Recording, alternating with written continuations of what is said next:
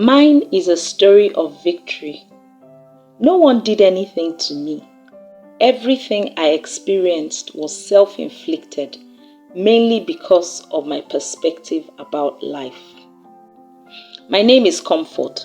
I am the third of 4 children and the second of 3 girls. Our growing up was quite regular and uneventful. My parents were both civil servants.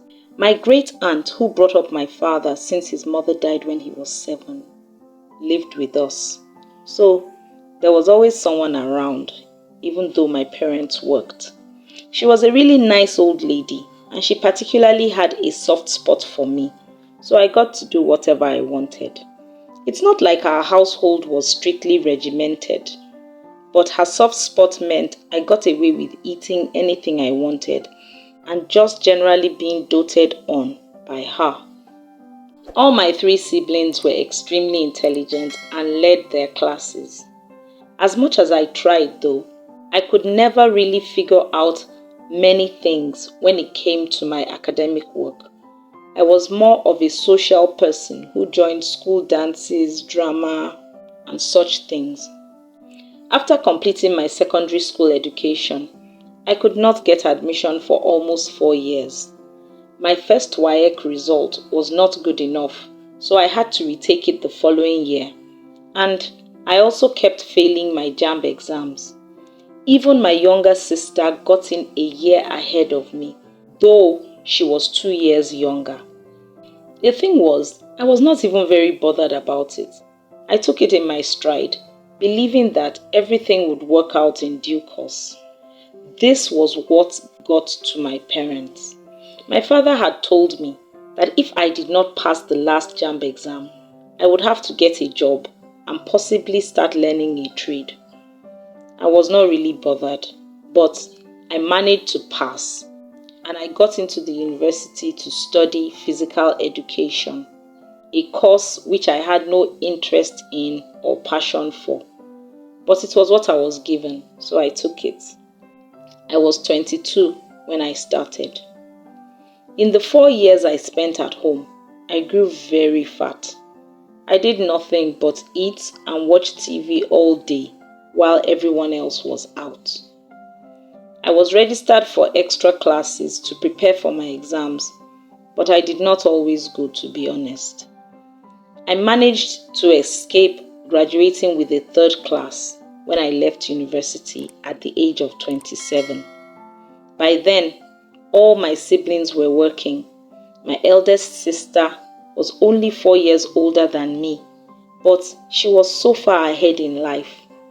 She studied engineering and worked with an oil company after going through their graduate training program.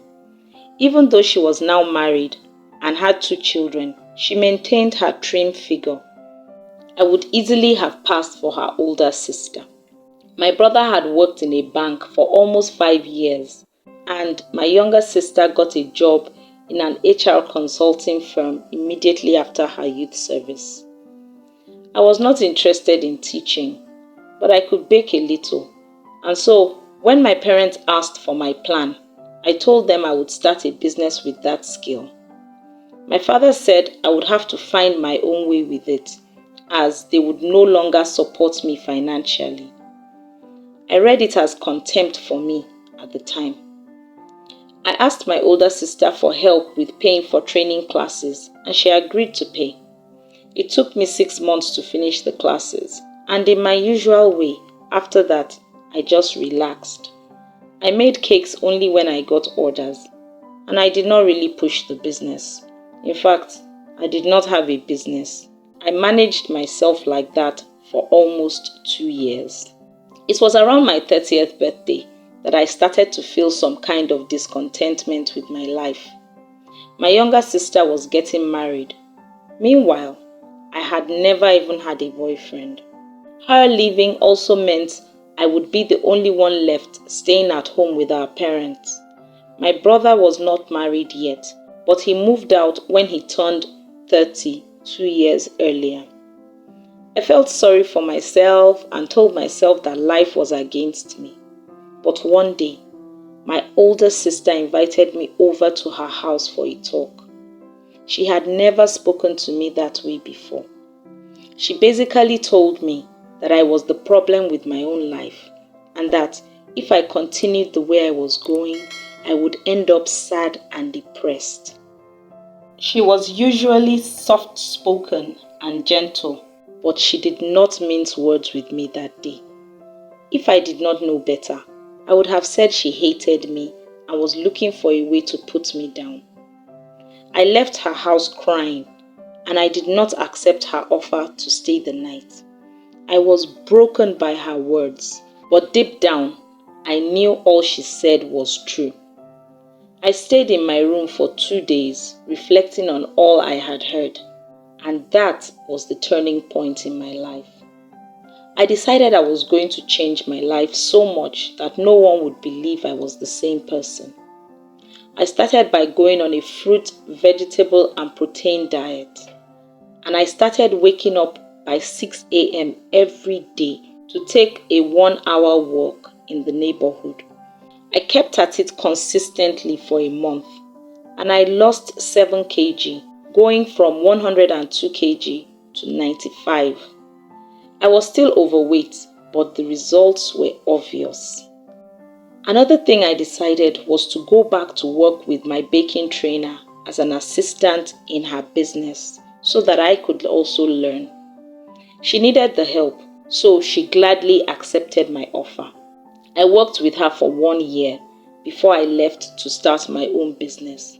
By that time, I was down to 70 kg and had maintained it for 6 months. I started making cakes to order, and I focused on healthy snacks as my consistent business. Because of my weight loss, I got a lot of interest, and I used that as a platform to sell my snacks until I was eventually able to stop making cakes and focus solely on that. I am 37 years now, and my life is on a roll. The icing on the cake is that I am getting married in a few months to a wonderful man. Also, I started sharing my story as a way to inspire women around me. And even though it wasn't planned, I now get paid engagements as a motivational speaker. I decided to stay with my parents until I get married, and I think my dad was the one person who was most amazed by my transformation, which I owe to my darling big sister. If you ask me, I can't even tell you why I was so lazy and laid back about my life for all those years. I am just glad and grateful to be where I am today, even though I was late. I feel like God just gave me another chance at life, and I will definitely maximize it. Please share your thoughts about Comfort's story in the comment section. Remember to subscribe to my channel and to turn on the notification bell so you don't miss any of my videos.